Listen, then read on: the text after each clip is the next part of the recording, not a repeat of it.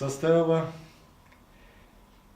58 384 избирателей, где составляет 44,92%.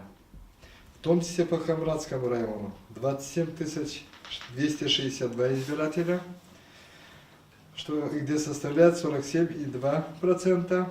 По Чадармунскому району 21 799, что составляет 42,6%. И по Вулканецкому району 9187, что составляет 44,32%. 50% рубеж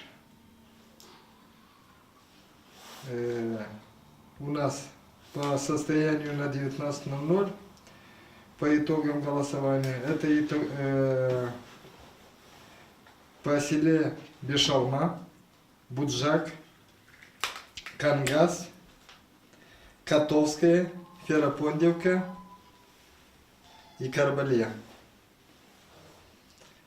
Остальные населенные пункты приблизились к рубежу 50%.